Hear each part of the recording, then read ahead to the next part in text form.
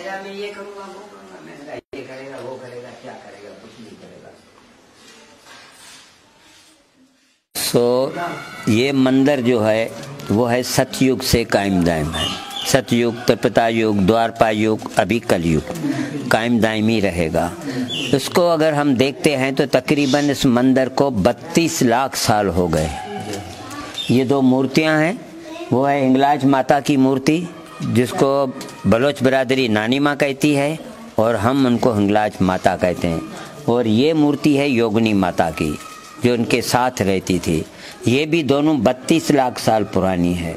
ये दुनिया की बड़े में बड़ी गार है जिसको न कोई दरवाज़ा है, न कोई सपोर्ट है, न कोई कालम है, लेकिन ये कुदरत का, माता का करिश्मा दिखा रही है कि मैं छित जो हूँ अभी तक कायम दायम हूँ। 100 फुट लंबी है, 50 फुट चौड़ी है, हाइट इसकी 30 फुट है। एक अंग्रेज ने नापा था उसको। तकरीबन 32 लाख साल से ये हमारा मंदिर है। कथा के हिसाब से इधर एक कौम रहती थी, ये था हुंगोल देश। हुंगोल देश के नाम से ये मशहूर था, और कौम जो रहती थी उसका नाम था हुंगोली। जिस तरह हम सिंध में रहते हैं सिंधी, गुजरात में रहते हैं गुजराती, कौमें तो जाम बहुत सी होती हैं, लेकिन उसको कहलाते थे हुंगोली। हुंगोल बादशाह जो था वो एक राक्ष बादशाह था। उसने तपस्या की, माता से वरदान मांगा। माता ने जब दर्शन दिया उसको तो उसने कहा कि मुझे अमर अजर का वरदान दो।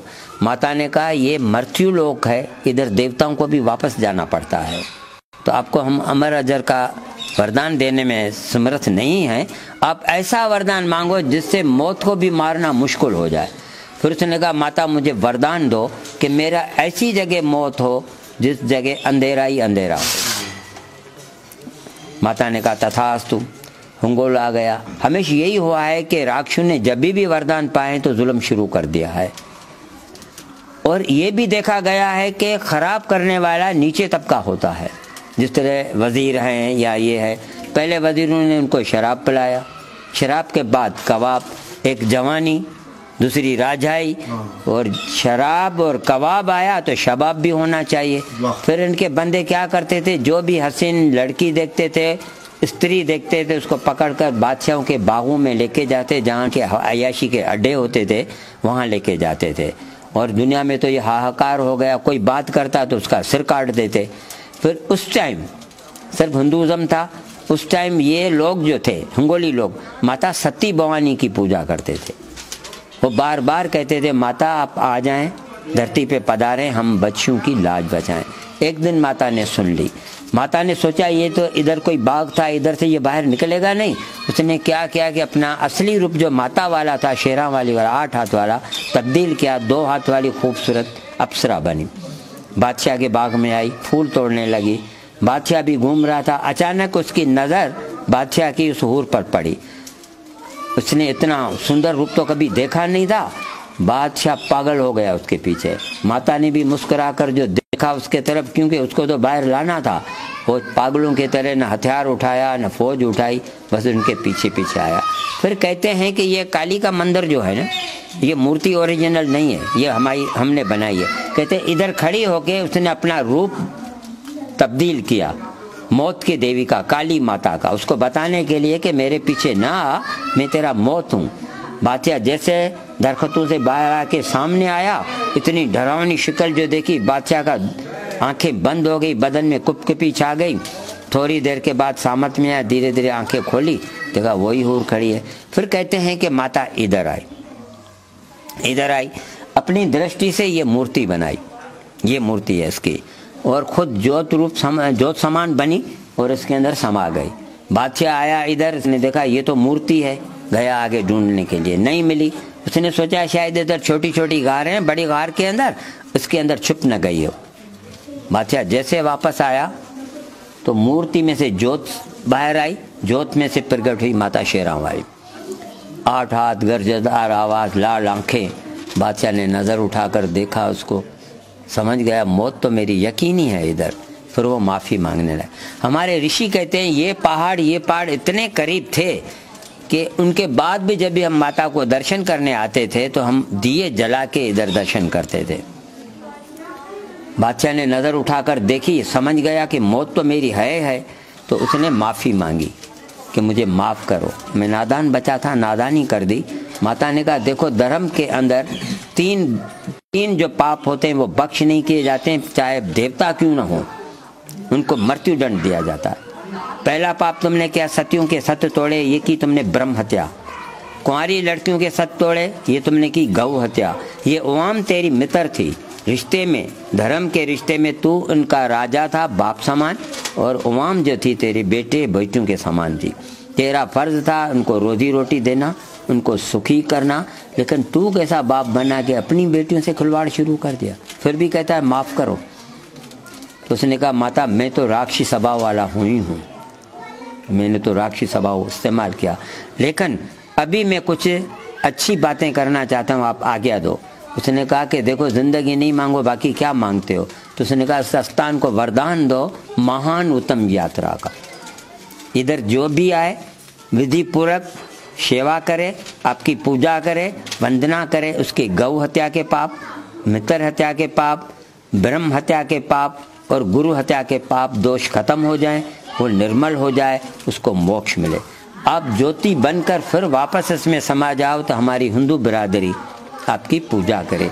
तीसरा, माँ इधर किसी भी पंथ का आदमी आए, धर्म का आदमी आए, अगर सच्चे मन से मुराद मांगता है तो उसका पंथ नहीं देखने का है, धर्म नहीं देखने का है, उसके मन की मुराद को देखना है, विश्वास को देखना है, आप उसकी मन की मुराद पूरी करना। माता ने कहा तथास्तु। माता ने तलवार घुमाई, उसका सिर काट दिया, हुंगोल तड़प तड़प के मर गया। माता ज्योति समान अंदर समा गई। रात हुई तो माता ने ऋषियों मुनियों को ख्वाब में बोला कि मेरा नाम सती भवानी है, मैं अघोर के आगे एक बड़ी गुफा है हुंगोल पर्वत में, उसके अंदर मूर्ति में विराजमान हूँ। मैंने हुंगोल को मारकर हुंगोली बच्चियों की, स्त्रियों की लाज बचाई है।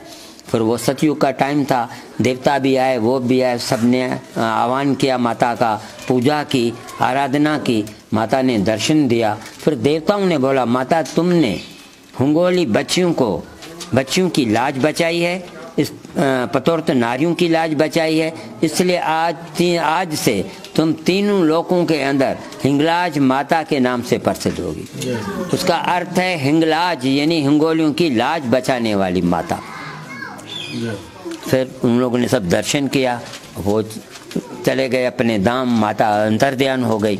उस दिन से ये मूर्ति जो है, शालती बिटाई भी आया था, हजारों मूर्तियां पड़ी हुई थी, किसी को दूध नहीं पिलाया, और इसको पिलाया। जब उसने देखा ये ज्योत समान तो उसको दूध पिलाया, उसने दूध पिया। वो उसने अपनी जबान से बात की है। ये है थोड़ी सी कहानी। बाकी कहते हैं कि भाई इधर माता का ये मस्तक गिरा, तो ये गिरा था, इधर से आप जाएंगे ना पसनी से आप बैठेंगे वहाँ, क्या नाम है, लांचों के अंदर, फिर जाएंगे एक जजीरा आएगा जिसको हम पहले बोलते थे सती द्वीप, उसके बाद हो गया साता द्वीप, अभी बलोच बोलते हैं इसको अस्तोला। वहाँ गिरा था उसका नाम। हाँ, जहाँ जो पीस गिरा है उस मंदिर का नाम वही रखा गया। तो जहाँ वो सती का पीस गिरा तो नाम पड़ गया सती द्वीप। द्वीप का मतलब है जजीरा। तो वो वहाँ है, वहाँ गिरा था, इधर नहीं गिरा था, क्योंकि ये पहाड़ दोनों मिले हुए थे। अगर ऊपर से गिरता तो ऊपर ही गिरता, अंदर कैसे आया? समझ गए भाई मेरे? हाँ, वो वहाँ पर है। अभी जाना महाराज स्वामी गया है या नहीं गया भगवान को मालूम। आप जाके तो देखो। एक मुसलमान ने बोला मुझे, मैंने कहा मैं गया उधर, तो एक दीवार बंधी हुई थी, मंदिर नहीं था। कहता मैंने खाया था गोश्त। अंदर गया, मुझे ऐसे महसूस हुआ कोई बाजू में पकड़कर मुझे बाहर निकाल रहा। मैंने बहुत कोशिश की लेकिन मैं ठहर नहीं सका। मेरे दोस्त का भी यार बाहर निकले, उन लोगों ने मुझे भी कोई बाजू में पकड़कर बाहर निकाल रहा था। उसने आके मुझे इधर बताई, वो चीजें भी दिखाई। एक झंडा लगा हुआ है अभी तक, एक त्रिशूल लगा हुआ है, किसी ने लगा दिया अभी तक, वो उसने मुझे बताया। ठीक है भाई, ले ले।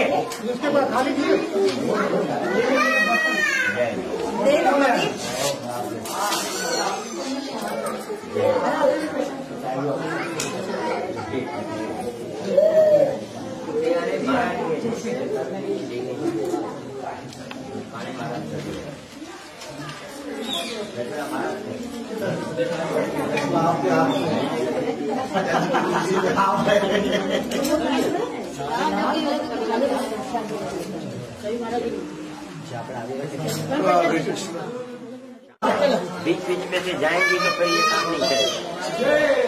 बाबा जी बन जाएंगी, नहीं करो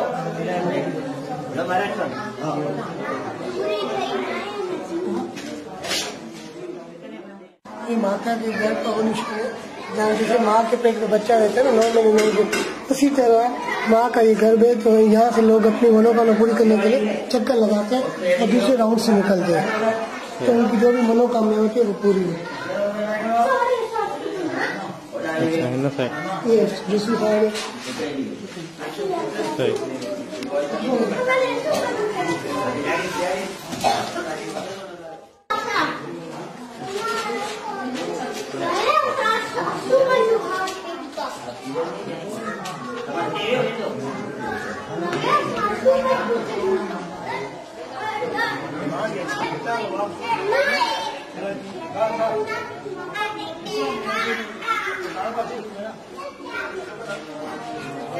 शिवलिंग से आने भी पानी डालो, बारी बारी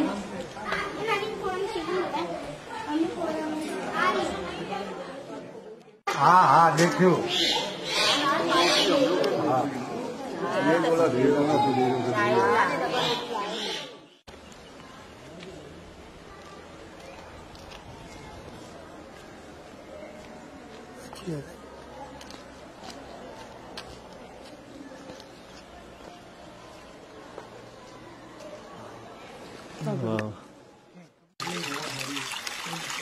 बहुत अच्छा सेवा कर धन्यवाद सेवा कर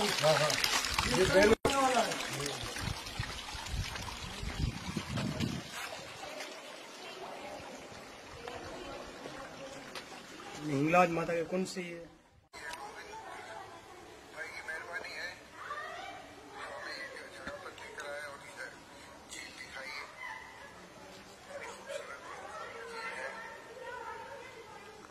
हले तो बिठवा